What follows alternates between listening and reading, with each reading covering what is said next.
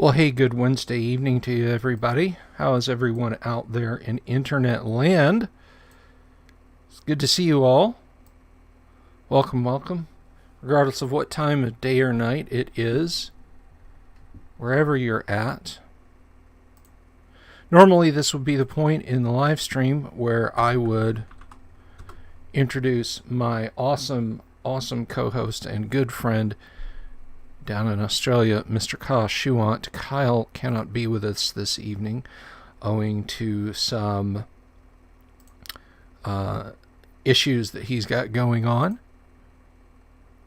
But we wish him the best of luck in handling those.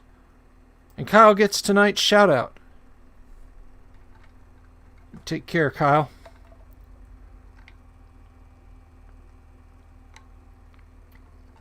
So originally, the plan was that Kyle and I would basically engage in some delightful back and forth banter about what to do or what we have done or what has gone on when things have gone completely sideways at the gaming table, whether it's in-game or out of game or just anything that throws a monkey wrench in your plans. You know, did Roberto the Magnificent, the magic user, use the wand of fireballs that he found as a first level adventurer at ground zero and immolate the entire party? Did you screw up and give an entire sheaf of arrows of everything slaying to the party, and now they're running around in God mode through your dungeon? Did Stephanie bring kale chips to the table? All those sorts of things can throw a huge monkey wrench into your plans when you're gaming. You don't want that.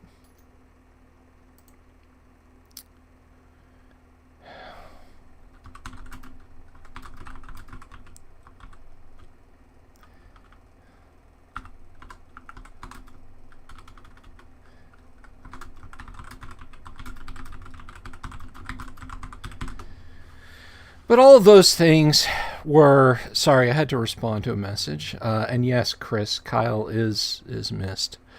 All of those things were fun stuff, fun topics that we were going to cover tonight. But I feel like I want to save those until Kyle is back, because I know he's got a pretty unique perspective on things. And I know he's got some fun stories of just how he dealt with how things, or how he dealt with things when they went pear-shaped at the gaming table. And I want to get his input on it.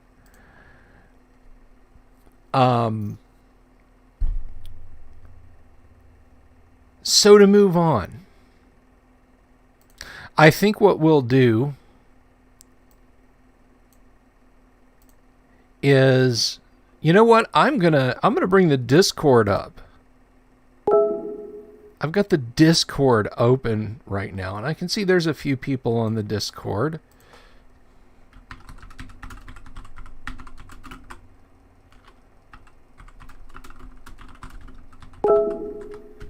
So I will take questions from Discord, from the Google live stream, and from Facebook. If anybody has any questions about anything, this is just kind of open, live, nothing chat, nothing in particular. Let's keep it kind of RPG oriented. I will say one thing about role-playing games and about a frightening crossover into real life. If you've never played the first edition of Twilight 2000, and you haven't heard me talking about it in streams,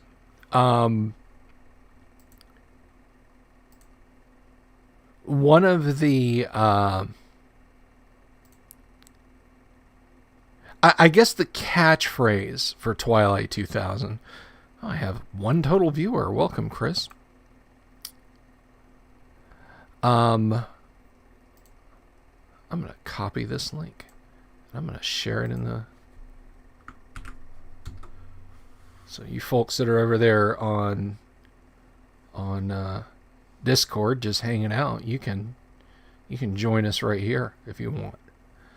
But so Twilight 2000, the premise of Twilight 2000 is that a nuclear war happens, a limited nuclear war happens on the heels of a conventional war in the late 1990s between the USSR, well, the Warsaw Pact, and NATO.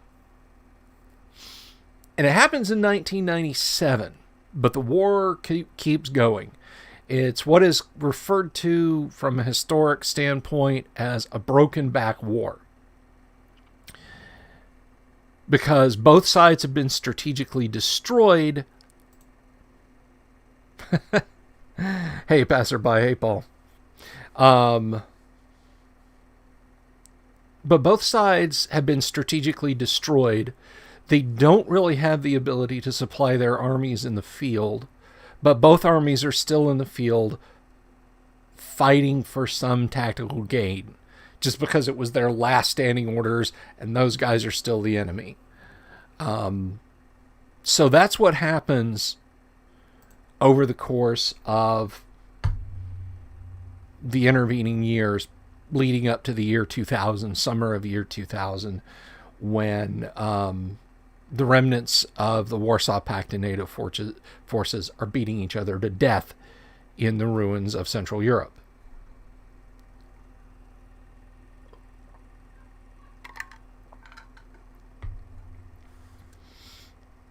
And the last battle of the Third World War, such as it happens, is I'm trying to think how best to frame this without basically taking the next 2 hours to explain Twilight 2000 to you guys. But, well, briefly, the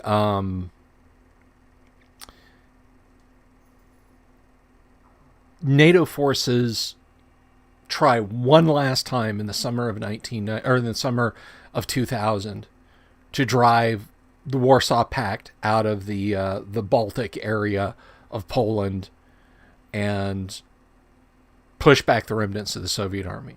Well, they're encircled and destroyed by the remnants of the Soviets. The Soviets had held back a strategic reserve of fuel and armor and smashed into what was left of NATO's army, the 5th Division, basically. And as Soviet vehicles are driving over U.S. positions, NATO positions, grinding them into the dust.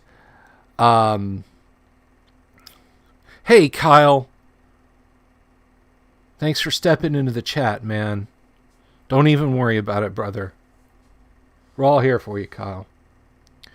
The last transmission that your players are told they hear before the game starts, regardless of what scenario you create, is good luck, you're on your own. Okay, good luck. It's grim. It's very grim. So, Twilight 2000 came out in the mid-1980s, 85 or 86. And growing up in the 80s, the idea of a nuclear war was very near to us. It seemed like it was a matter of when a nuclear war was going to happen, not if. What form would it take? So good luck. You're on your own, being heard from high command before, all radio chatter gets cut off. Just seemed like how things were going to go.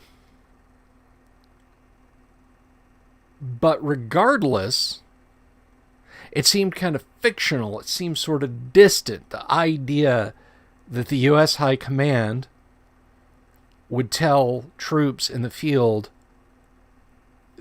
good luck, you're on your own, you're cut off. You're cut off from getting home, from getting back to friendly lines. You're just out there. It seemed so chilling and so science fiction-y and so distant, and yet here we are. Now, I'm not going to talk about real-world events much, about what led up to this, but here we are in the year of our Lord 2021, and civilians and military in a faraway place in the Middle East have been told, good luck, you're on your own. So that's kind of chilling. That's sort of depressing.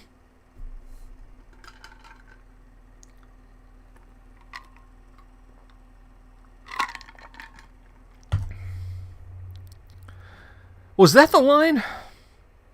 I thought it was Gorbachev. Or no, it was, there's a growing feeling of hysteria. Mr. Khrushchev, that's it. Mr. Khrushchev says we will bury you. I don't subscribe to this point of view. Anyway, let's move on. Let's talk about fun stuff. What are you guys doing gaming wise out there? Who's got a game going, and what do you want to say about it? What fun stuff do you want to say about it?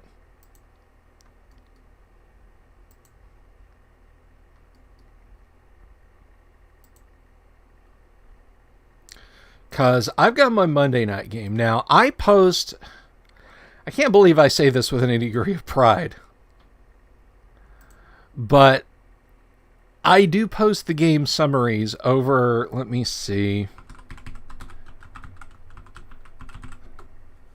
If you want to check out, this is me over on Reddit.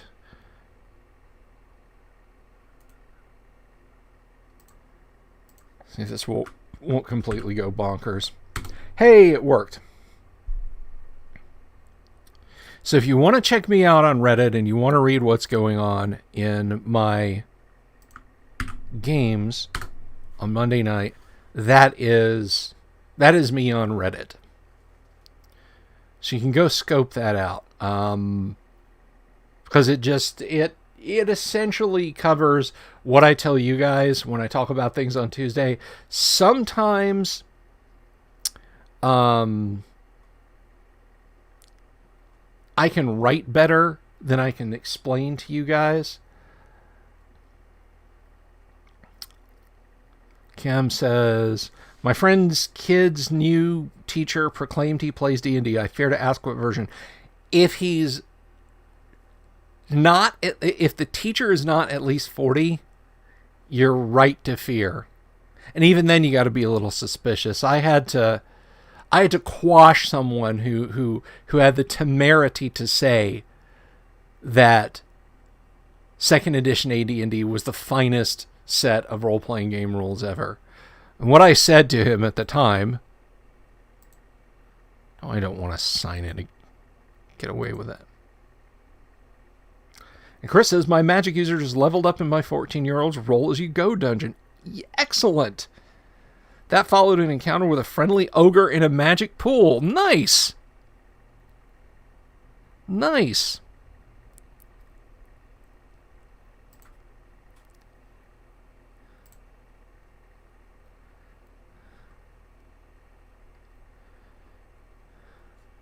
So the one poster said, 2E is really where it's at. It is the highest quality RPG that has ever been published or ever would be published. And I just had to step on that. So that statement is essentially wrong. The 2E books were made to fall apart. They're bowdlerized and full of awful 80s hair. First edition, no 80s hair, only glorious 1970s stashes. Drugs, assassin, naked ladies, we got it all. 1E books are still going strong to this day in terms of print quality. Stick with 1E. Come over to and then I talk about my YouTube channel, which you guys are viewing right now.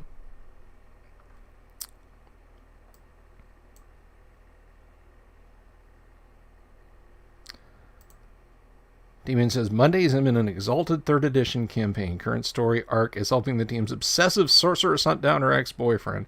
Wound up fighting crystal sea bears. I know those are all words, but when you put them in that order, I don't understand them.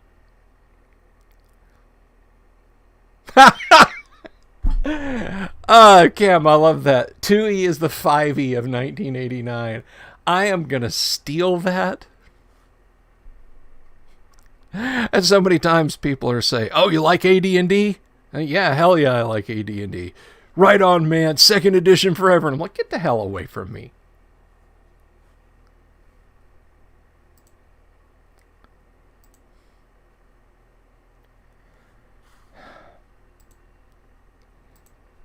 He is the 5E of 1980. I love that. I absolutely adore that.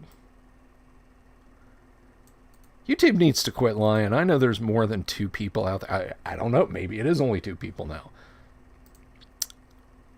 Anyway, I'm just picking on you, Damien. I actually did play some Exalted back in the mid-2000s. I have the 1st edition rulebook. The art was done by Gillian Barbie, who did, or maybe it's Barb, I don't know. But he did the artwork for the 1st edition of Heavy Gear, and I adore Heavy Gear. Heavy Gear is a fantastic giant robot role-playing game and war game, and I like it way more than BattleTech in terms of having a fist fight with mechs. Chris says, I blame my misspelling of Khrushchev on the fact that my forefathers chose the wrong alphabet.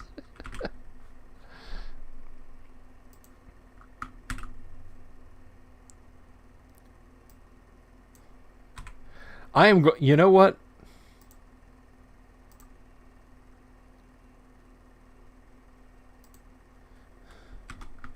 That is pinned now.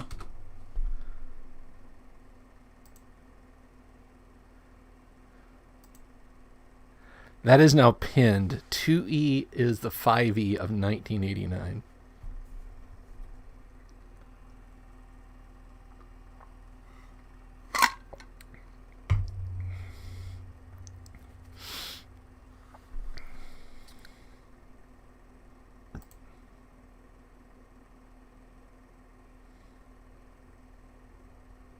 No, I got you, dude. I got you. I didn't figure you meant like, crystal methamphetamine.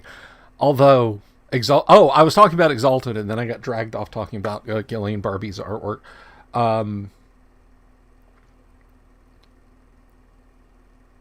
Exalted to me had a lot of potential when you're mucking about as a low-level Exalted, because like a low-level character in Exalted, and if you're not familiar, it's White Wolf's storyteller system, but it's set in like Avatar: The Last Airbender meets Naruto meets a bunch of hentai, but like a low-level Exalted character is the equivalent of like a 35th level AD&D character who has septuple classed. Paul was at a convention over the weekend, discovered that Rifts needed a mechanics system that isn't trash to be fun. Savage Worlds is great for one-shots. My buddy Rusty Schaefer ran some Savage Rifts, and it was only a couple of sessions. And we kind of talked about it a little bit since Rifts is what it is. I mean, and then it's in the name, It's like people say, "Oh, you have dungeons in your games. You let your players fight dragons." Well, yeah, that's what it's called. But no. Just like D&D, Rifts is what it is. So I played a power suit pilot, an armored fighting suit pilot from the Maschinenkrieger universe who fell through a rip in space-time of 50th century, not 50th millennium, 50th century Earth, and wound up in Rift's time. So essentially, I had a Glitter Boy driver without all the cheese. Maschinenkrieger SF3D MAK, if you're not familiar with it, it's the work of a Japanese designer named Kao Yokoyama, and his stuff is amazing. You should absolutely check it out. Model kits galore for that line, but no manga, no anime. Just some notes he wrote down, and the reason he created it. He created it right when Mobile Suit Gundam came out, and because he had like some background in engineering, he saw it and said, Gundam is trash. I'm going to make realistic power armor suits and send my designs to Hobby Japan magazine. And so he started kit bashing stuff together to make his power armor suits, just model kits that he had piling up in his garage, and so he started kit bashing these together and sent them in, and a certain segment of fans went bananas for his design and were like, where can we get these? So he would start buying various World War II model kits and so on and etc., and cutting the parts like he would cut them and throwing them in a baggie with a little how to assemble card and selling them at toy fairs and stuff in Japan, and it became this huge underground thing in the late 80s and early 90s. It's a little more recognized now, but the point is, his stuff is well grounded, so I basically got Rusty and I figured out how the armor would work in Rift Savage Worlds, and I played a couple of sessions in it, and I didn't hate it.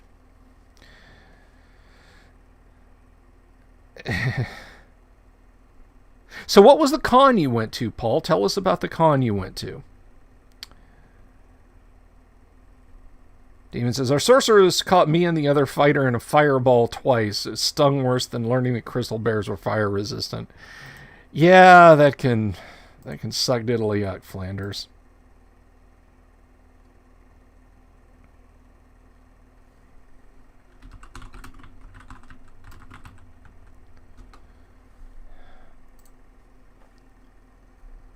What was the con you were at, Paul? You must tell us the convention.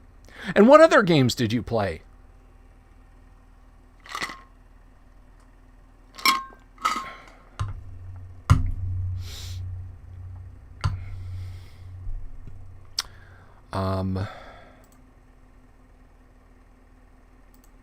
Oh, you know what? Here, if you guys are interested, let me see if I can find this.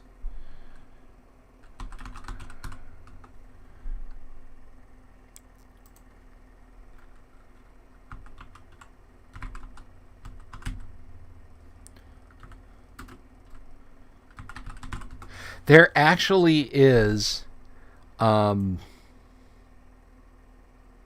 short science fiction movie that has been uploaded to YouTube for Maschinenkrieger. Check that out. Don't go check it out now. Stay here. Phoenix Con in Wisconsin. Do they have a Wisconsin Con down in Phoenix, though? Andy Watkins of Studio 66 tried getting it up and running last year, but yeah. Not surprising. So, if you want to see what Maschinenkrieger looks like, check out that short film. Now, the name of it might make you chortle because it's called Nut Rocker. It's like, oh, rock my nuts. In the Maschinenkrieger universe, there are automated AI-driven tanks that are designed to hunt down powered armor suits and destroy them and kill their pilots, of course. the designation for the tank was Nutcracker, but when Yokoyama-san made the kits, his English wasn't perfect. So it got called Nut Rocker instead. So yes, all of us who like Maschinen Krieger, MAK, SF3D, have all made all the jokes already. So you don't have to.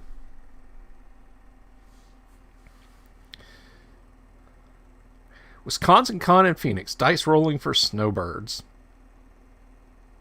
Yeah. No kidding. It's funny. One year when I was up in Wisconsin at Lake Geneva, it was the last LGGC, Lake Geneva Gaming Convention. Those had normally been hosted, they were all hosted by Trollord Games.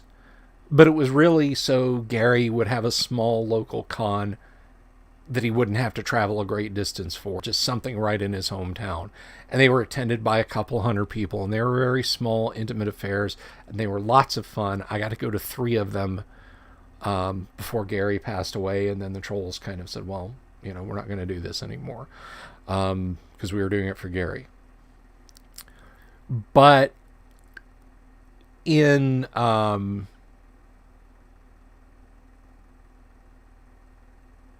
and around Lake Geneva, the last time we were there, it was the summer.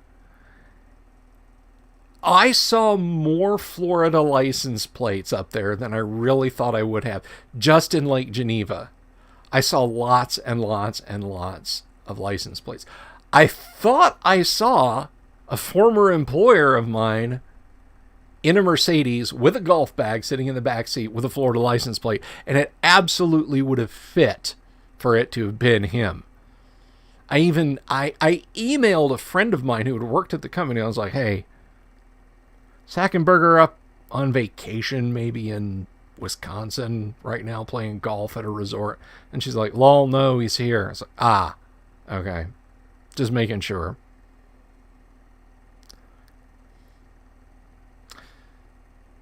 Played some Starship Warden. I'm guessing you mean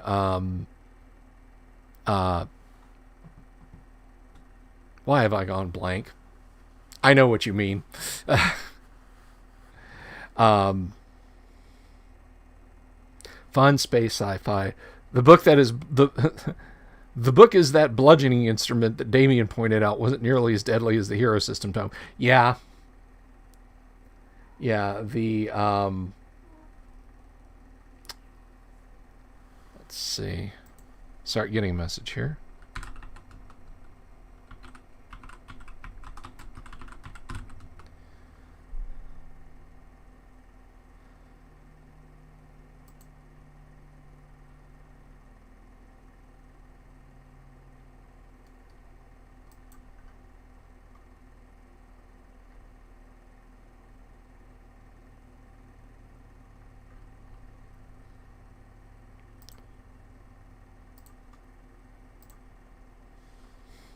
Yeah, I was in Lake Geneva in February too, back in 2018, and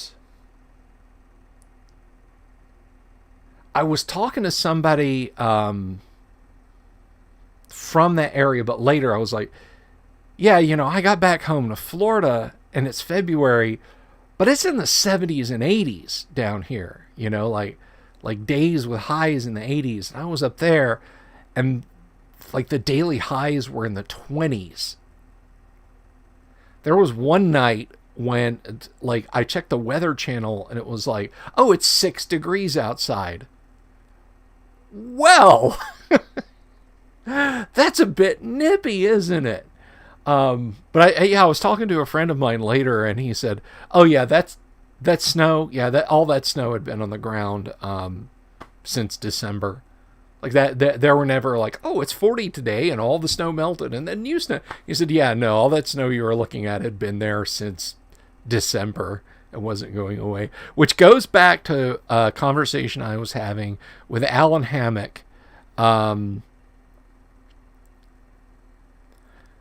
one of the summers that my wife and I were up in Lake Geneva, we were not at a game or whatever. I was not playing a game. We went to get some eats for our hotel room, and I remember standing outside of the whatever it was, Food Town or what have you there, just looking out across at the rolling plains. I was the sun was setting, and I remember thinking, the direction I'm looking, like if I just started walking, I could walk for 800 miles and not walk through another town. I certainly wouldn't see another city until I got to the West Coast. It was just kind of this nice, pleasant sensation. It was warm, but it wasn't humid, and the air smelled of clover and cut hay, and there was just this slight breeze, and it was very cool. And Mother Nature whispered in my ear, "If you move here, I will kill you." Because I knew, this was in June, I think, I knew in 7 to 9 weeks, everything I was looking at would be frozen and dead and would stay that way until mid-late April. And I just can't get with that, man. I'm sorry. I just, God.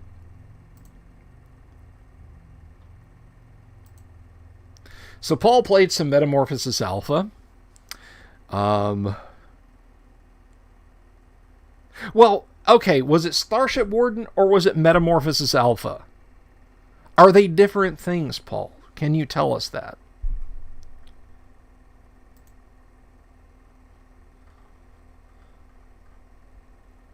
Art, I see you over on Discord. Come and join us in the YouTube chat. Same with you, Dan. Come over onto YouTube. It's fun. We have cookies. I don't have any cookies. I can't eat cookies anymore. I was at the deli tonight. My stove is still broken. Did I tell you guys my stove was broken? So about a week ago, I go to heat up some food, on the pizza stone, like a civilized person should. And so I preheat and I heat up the food, or I cooked whatever it was. I don't remember. But I turned the stove off and I'm like, all right, well, I can still feel some heat, still smell a little, that stove smell. And, yeah, Chris has got the right. I was looking at a job in Wyoming and asked if it really snowed in July. She assured me it did. That was the end of me looking at that job. Yes. No, I went to, I went to check on the oven and I opened it up and the bottom element had a spot that was like glowing yellow hot. So I said, let me just trip the breaker, leave it off for a little while, see if that cools down, and then I'll turn it back on. Because the oven was off, right? So I did that, waited a while, turned it back on, go back and look. And yeah, it started glowing again almost immediately. Well, we'd love to see you down here in the Sunshine State, Chris, if you were going to leave Tejas. So the element shorted itself against the stove. I ordered a new one, got the new one. Despite the store on Amazon saying, oh, yeah, this is the replacement part for blah. It wasn't. It used spade connectors, not screw connectors. So that's got to go back. Meanwhile, I've been running and getting stuff from the deli and so on and etc. I stopped by the deli. And I was like, yeah. Hey, I bet I could have some lemonade. I haven't touched Coca-Cola. I haven't touched cookies. I haven't touched sweets now for over a month. How much sugar is there in lemonade?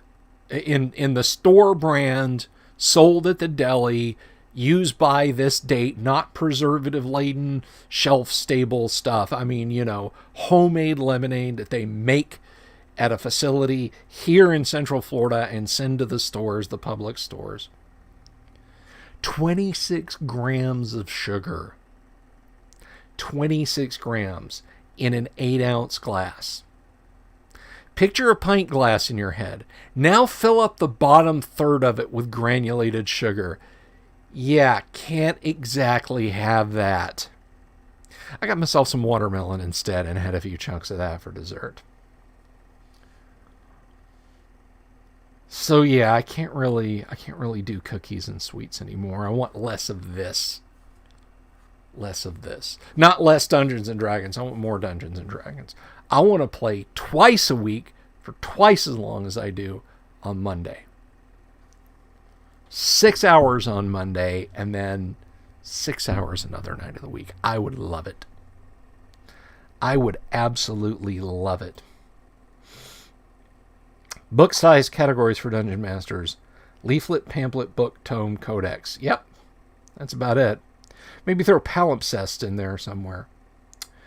And by the way, if you're curious, a palimpsest is a piece of hide that is worked with wax that you can scrape off and reuse later.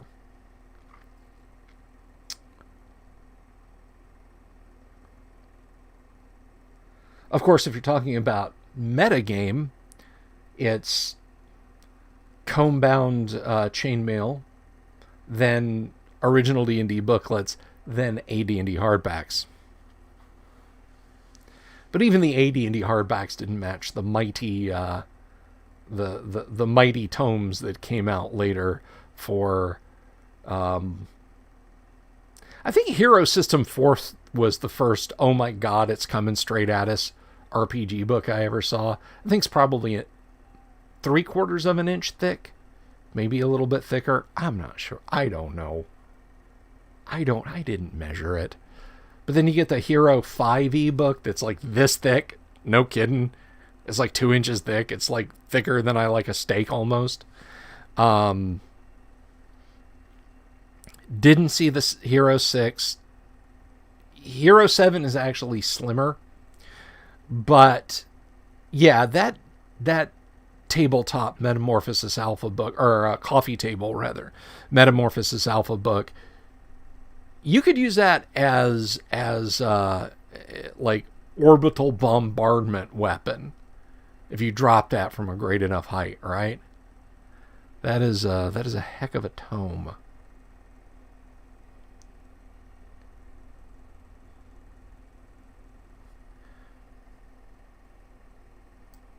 So I meandered a little bit. So you know what I can do is, some of you guys I know were not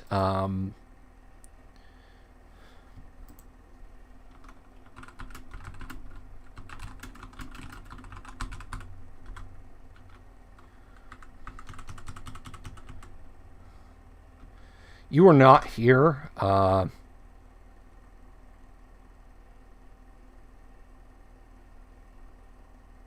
Where is it? I can't, it won't let me select. Oh.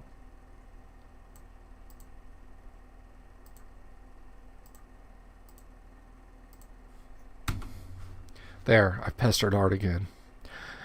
You may not have been here the other day when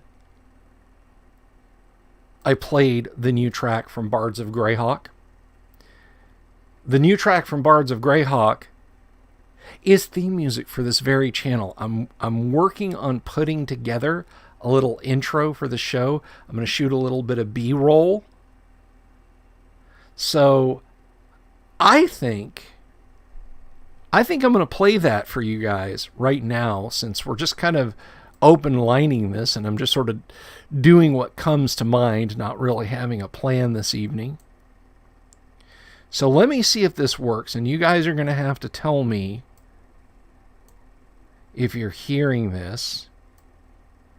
once I restart it. It looks like it's playing. I can actually not hear this.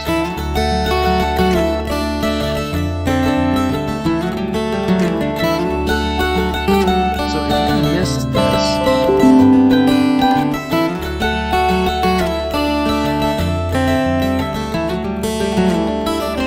Bards of Greyhawk, my friends over there,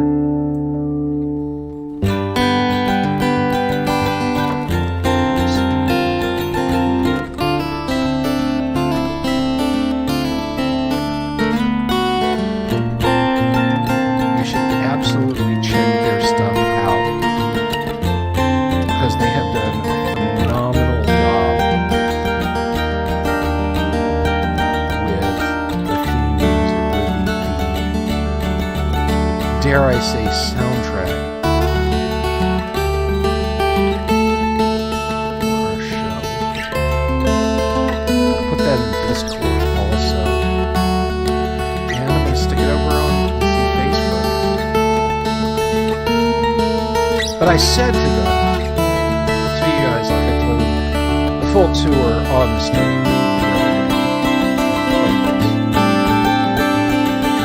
yeah, when does Robert Plant begin to sing? Exactly. I said, I want something, and this particular track, this track is actually called Summer Mountain. I said, I want something that sounds like the Allman Brothers, the quieter stuff from Idlewild South, or like Bonnie or White Summer, Black Mountain, something like that kind of thing. I think it's what I want in this channel. Perfect. And he said, okay, we'll get back to it.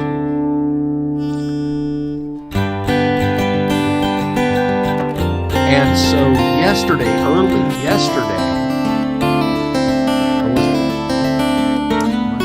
I must have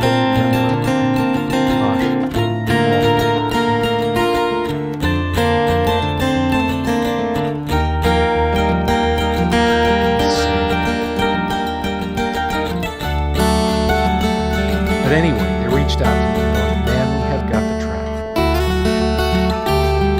Just got the track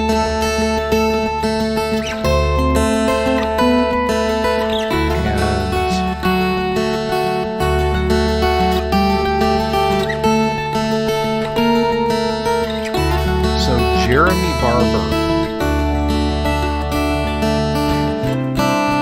puts this track together.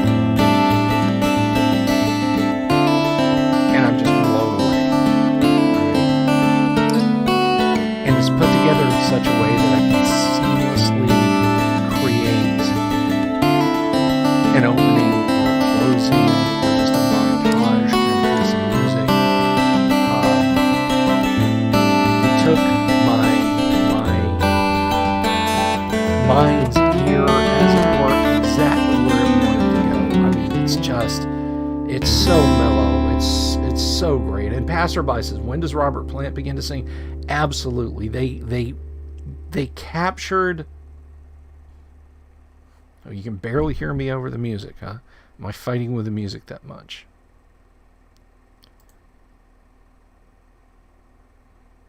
Okay, well, the song has ended. But they absolutely captured the essence of what I wanted in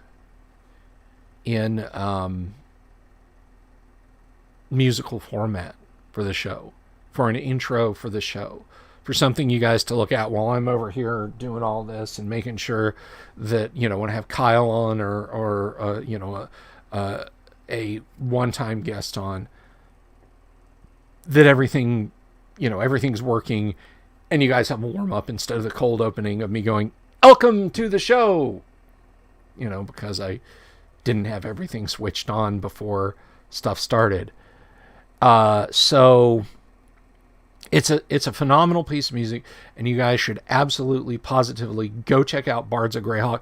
They have worked with lots of people in the RPG industry actually doing music for them and with them. One of my favorite guests on the show, Al Hammock, has done some stuff with them, and I am dying to hear that. But I'm going to have them on. I'm actually going to have them on the show. The Bards of Greyhawk, that is. In fact, I'm going to...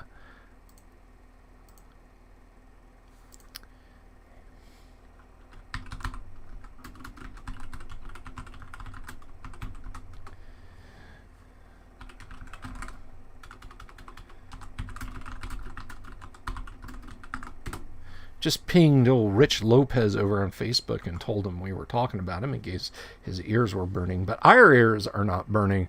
Our ears are happy and wonderful because of that amazing piece of music. So yeah, I'm going to have the old Bards of Greyhawk on as a guest soon, because as guests soon, because it's not, I mean, their music is not just like, oh yeah, we took a D&D, or we made our album cover look like a D&D album. No, these guys like fully incorporate the D&D experience into their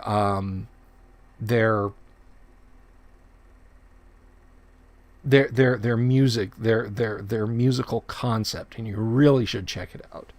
You really should check out those guys.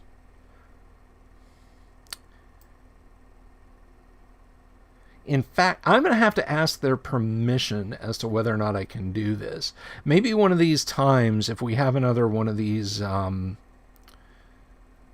open nights, maybe we can do a little listening party, because I've got a promo of theirs that they sent me. If you guys remember last week, I got a swag bag in the mail from them. And even the swag bag looked cool, or the mailer for the swag bag looked cool. I mean, how many times do you get stuff from a label where the mailer is this cool looking thing, right? So hang on a second. Let me see. Can I reach it? Is it up here? No. Okay. Must have already taken their CD out to the stereo in the den, but yeah, the cover looks like an AD&D module, and it's not just a gimmick.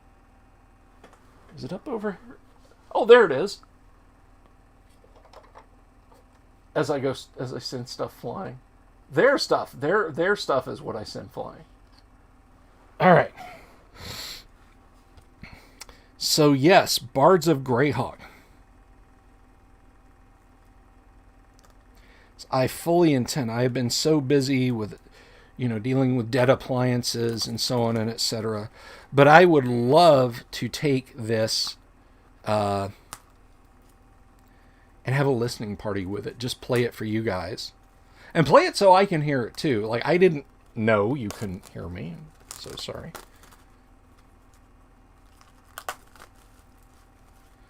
But yeah, this is the CD. This is the album. And it's gatefold. Look at that. So you got that. You get a nice little gatefold. Let's check out the liner notes. So we have Jeremy Barber, Rich Lopez. I'm sorry. To the creators. My eyes are not great. Let's see. We have Katz Romero. Special guest performances by Paula DeAngelis. Is that it? Okay.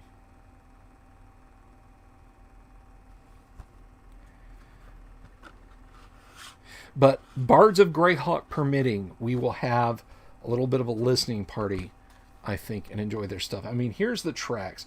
So we've got kind of an AD&D module look, and if you missed that on the Monday mailbag live stream. But there's 2 albums on the CD. Well, I guess in a couple of EPs, you'd call it. I don't know.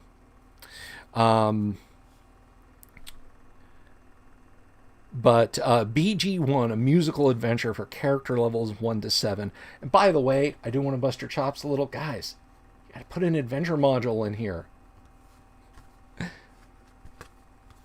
Track 1 is called Caraptus, the evil, enigmatic bad guy from White Plume Mountain. He is one of the best big bad evil guys that you will never fight in D&D.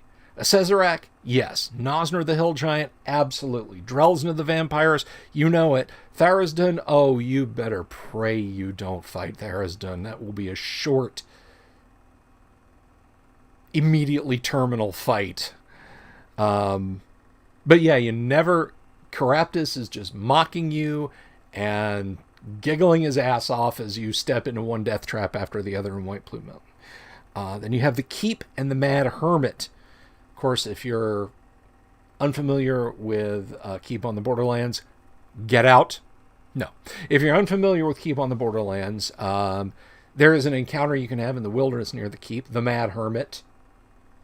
And he is quite mad. And then tracks 5 through 11,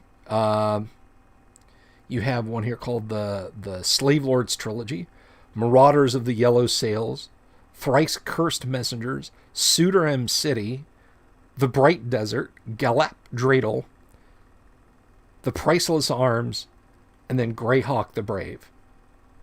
And this is a full-length album. These are not like little short, like 2 and 3 minute tracks.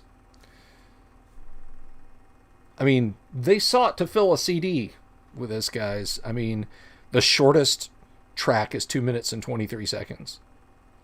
The longest clocks in, that is Galap Dreidel, at 7 minutes and 3 seconds. So, I'm looking forward to putting the headphones on and giving that more of a listen. So anyway...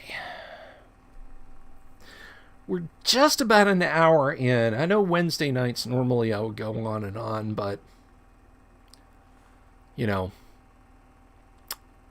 Kyle having to be out tonight, that's kind of tossed about like a ship on the ocean, as it were. So I will probably dip out of here, but does anybody have any questions for me? Anything you guys want to talk about tonight? Tomorrow we will be back at 12:30. Well, I will be back at 12:30 Eastern Standard. And we're going to talk about... What are we going to talk about? We are going to talk about more how to play first edition AD&D. And I have something for... let me... You know what? I was about to... Just want to scroll down through here, because I want to make sure I've got the right username. That Swiss cheese brain of mine.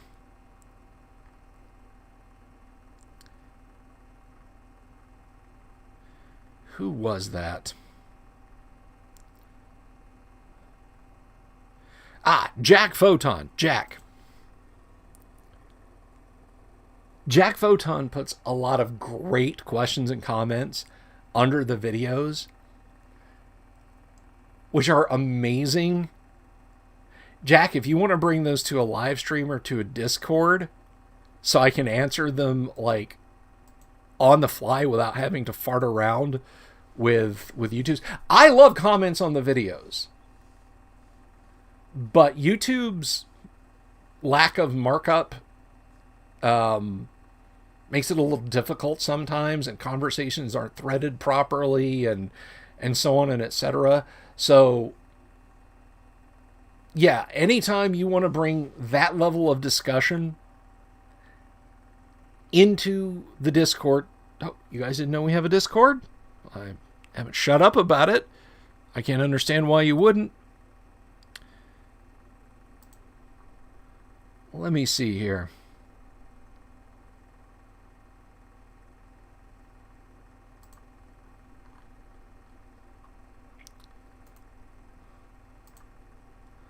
Let's copy that, and I will paste it to you guys.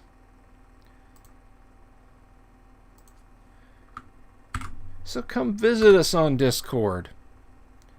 I insist that you do. This is one thing I'm not pasting to the Discord, because if you see this on the Discord, then you're already on the Discord. So come see us over on the Discord and ask your questions and engage and discuss things.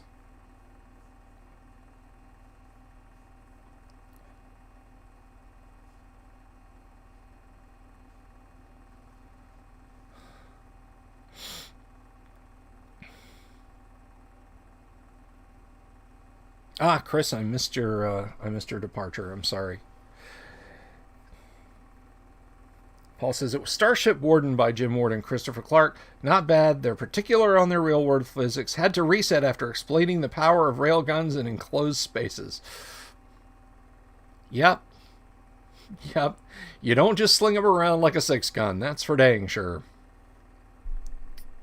But anyway, so tomorrow, in continuing the how to play first edition AD&D, we are going to discuss we are going to move deeper into combat. We've talked about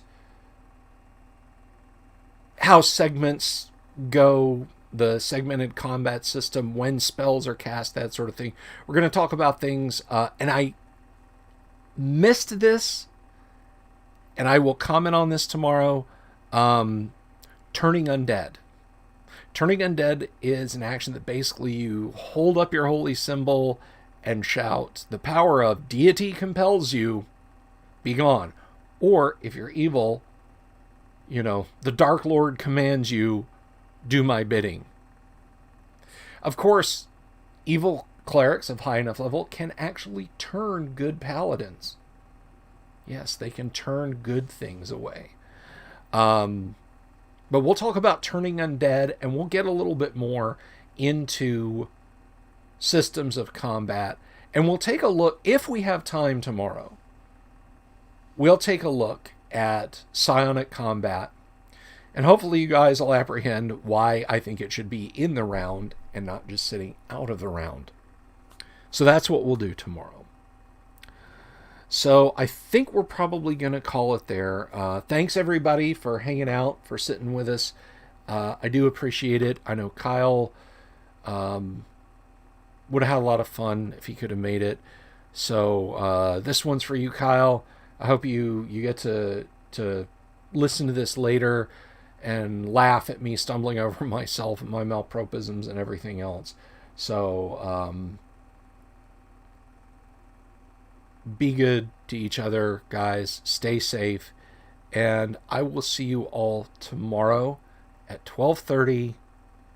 Until then, bye-bye.